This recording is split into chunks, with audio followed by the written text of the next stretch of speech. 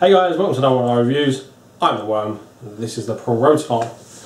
Today we're going to be doing a dripper which we did not receive free of charge. We paid some pennies for it, well he did anyway, it is his, and yeah. There we go. Today we are doing the Igo-S from vapegear.co.uk. This cost me £11.99.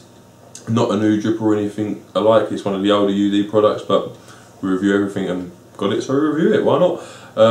Yeah, basically that is what it is. Obviously repairable dripper, no dual coil, fancy dingle dangles or anything, it's just what it is. You'll be familiar with the L, we've done that before, and we're now doing the S. So yeah guys, what we're going to do is very quick close up just to show you in a bit more detail, because I can't do it from here. And then why not?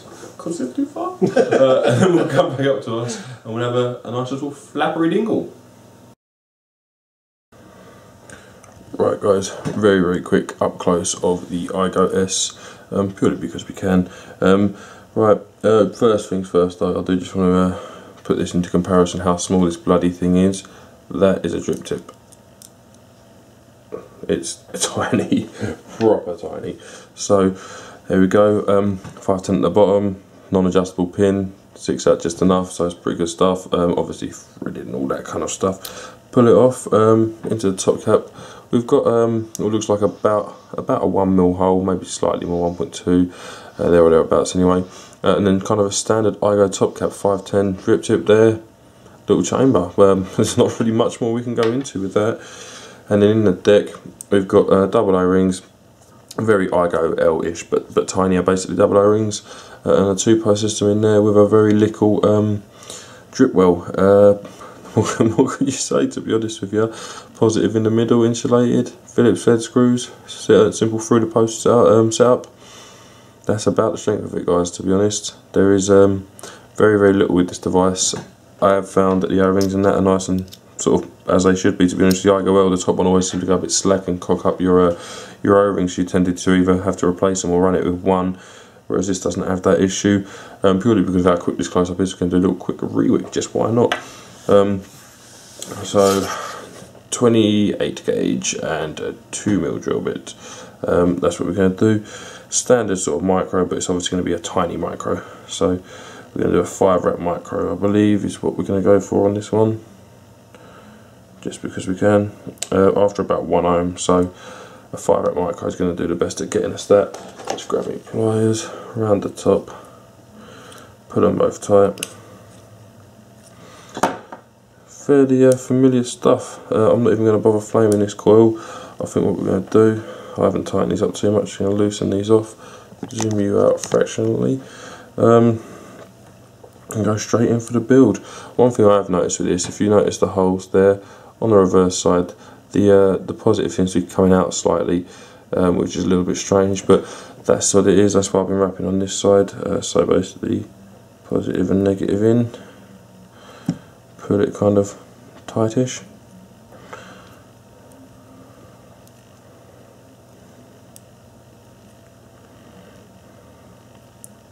Like so. And then screw your screws in. There's not really much more. This has got the standard sort of UD issue, I guess, which is if you over tighten these screws you will cut your wire, so don't over tighten guys, but there's really no need for over tightening if we're honest with you. Then just give my coil a little twist to pull it up to where it should be. As far as the back goes, I've got into the habit of cutting them upwards, so basically we give it one of those and just where the screws left a gap, snip it in close, just in case you did need to pull the coil or whatever and you wasn't able to replace it. That will keep your coil in place. Sorry guys, there we go, that will keep your coil in place so that you've then got a little bit to play with anyway. That's the coil. The reason I bought this was to sit on top of the little Bargo 4500 that we did a review of a couple of weeks ago. That was the entire reason I'm buying this, because it was tiny, and that's what I'm going to stick it on now. So that's kind of why we're after 1 ohm, because you can't really go any lower than that. Grab our tweezers, give it a little light. As you can see, it's a bit hot spotty at the minute. Crimp the coil as you normally would. Obviously you're using the heat that's in the device here to do that. And there you go, we're there. I've noticed with these kind of coils, where you're basically sort of micro, but you're not micro, if that makes sense. You're not the full-on sort of 10, 12 wraps, whatever, you're just a few. I've noticed that they heat more like one big coil than a micro that's in the inside out, and I like the results that gives, so that is what it is. Lock my switch very quickly, just to make sure we don't accidentally burn our cotton that we're about to apply. Grab a little bit of cotton. Obviously you're not going to need much, guys, with this device, purely because of how small it is. So get rid of that bit of cotton that's sticking to me, and just give it a little wrap over. Give it a twist at one end to make sure it's nice and tight, and then go through from this way, through there. That's about right there. With this, I'm going to try and, to be honest, I haven't noticed the need for a cotton cloud underneath because you're not really low enough resistance, but I'm going to try and keep a little bit just on the end for juice retention, because like I say, this isn't a very big device, and it doesn't hold masses, sorry guys, no, I'm off camera, it doesn't hold masses of juice, so I'm just going to try and sort of tuck that one now, so you've got a little bit of a cloud going on. And then this around the back. I think what we'll do actually is we'll prime this now. What juice are we going to use? Going to use a bit of Vape Gears, rhubarb and custard. This Igo obviously from Vape Gear as well, so I think that's quite fitting. And then obviously a simple prime procedure when it comes to cotton, just sort of get your cotton where you want it to be. Make sure the coil's got plenty on it. I always apply loads and watch it sort of go, just because I enjoy that kind of thing. And then I'll tend to stick a couple of drops on the deck. Unlock her, give her a little, it's not sub-iron but it's doing the job. There we go, it's a bit better. And that is what it is, guys. That's what I've been kind of doing. And then obviously just line your air hole up with your coil, making sure you're not going to be blocked by the cotton like so. I've been using this little drip tip, little shorty one from the A7, and that's kind of been my little stealth setup. So right, we're going to come back after us now, guys, and have a nice little vape. Hi guys, that was the up close of the Igo-S dripping atomizer. As we said before, $11.99. Stuff and things. It is what it is, isn't it? It's just a single coil dripper, single air hole, works as it simply can. I don't even know what to say about it. It's just a single coil dripper. It's just like, I'm trying to think of something spondabulous to say about it, but it's an old dripper. It's new to us, so yeah, we're reviewing it because we can. But yeah, it's very, very simplistic setup. You see it on there. It's very easy to build.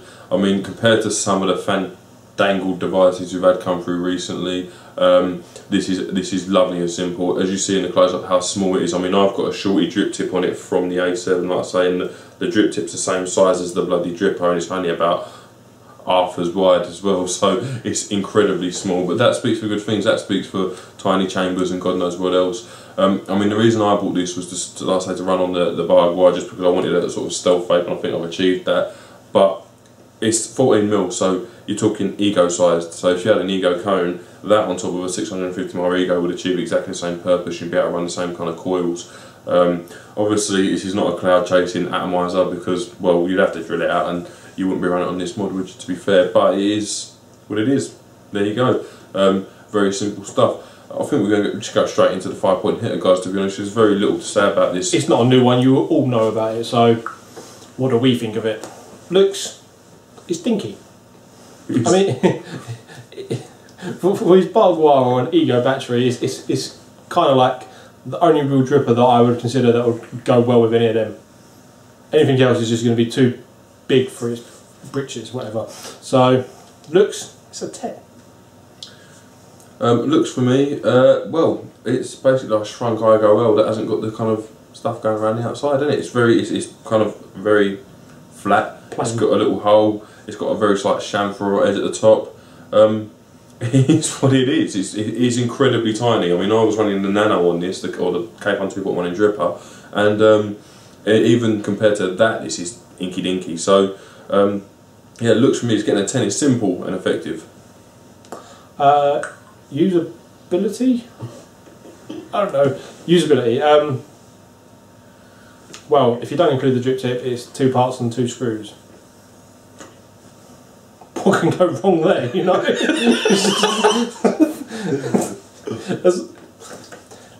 It's basically put a coil in, tighten down the screws, put whatever material you're using for wicking, or if you're using silica, you've already got it in there. Drip some liquid on it and off you go. It's a 10. Here you go, usability, 2 parts as Worm said, top cap and deck. It's as simple as that. The build is 2 holes in a post to screw it down. Like I say, if you over tighten them screws, you have got a chance of cutting the wire, but it's nowhere near as easy as it is in the W or anything like that. You stick a coil in it. That's pretty much what it is. Whether you're using silica, I mean, okay, one thing of usability, I guess the posts are very close together because of how small it is. So you have got very limited width on your coil. So if I was using silica, I would have to really wrap them coils close. Depending on what resistance you and what wire you're using, obviously. I mean, if you was using something like a 32 gauge, you'd only do 3 wraps possibly. So it would be easy for you to do that. But if I'm trying to micro, I couldn't really use a much bigger wire than this. So I had 0.37 in it. 7 wrap, and that was just fine as well. So I mean, there is options there, but not as many because you've got limited space. But usability is still a 10. You're getting a single coil in there one way or another if you want to. So yeah, usability is a 10 for me. Maintenance. Although this thing is dinky, the only bit that's going to fall down your sink is the screws. And like we say with any other kind of device that's got screws in it, make sure they're tightened up to a sufficient amount so they don't fall out when you're washing them. Other than that, you've got the base and the top cap is rinse and repeat, you know, rinse under hot water or cold water, whichever you prefer. I mean, I would use hot then cold personally, and then stick a coil in it. What else is there to maintain? I mean, maybe the 510 threading, when give it a little clean every now and then. If you get juice down there for whatever reason, if you over drip. Other than that, there's nothing else to maintain on this thing. It's just wash it, recoil it, you're off. 10. Maintenance for me.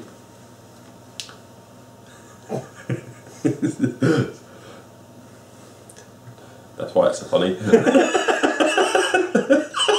It's like we're dripping this juice and we're puffing away on the vape gear's juice. I knew it wasn't that. And I was like, oh, it's the rhubarb and custard that we had earlier. And it's like, it tastes a bit funny. I was like, oh, it's just because it's a different atomizer. No, it's not, it's banana and custard.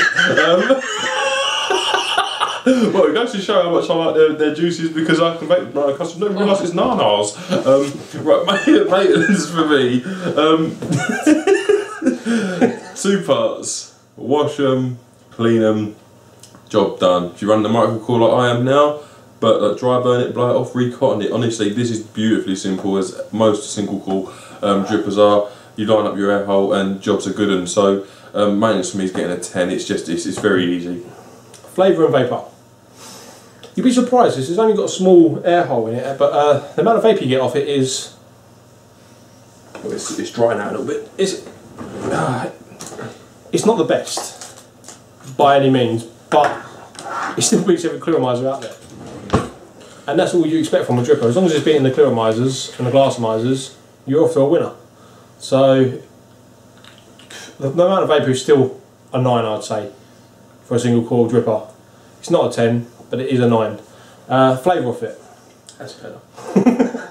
When you get the right juice in there and you know what you're tasting and you don't think it's something else, then I'm going to try it in a minute and I'll let you know after he's done his marks.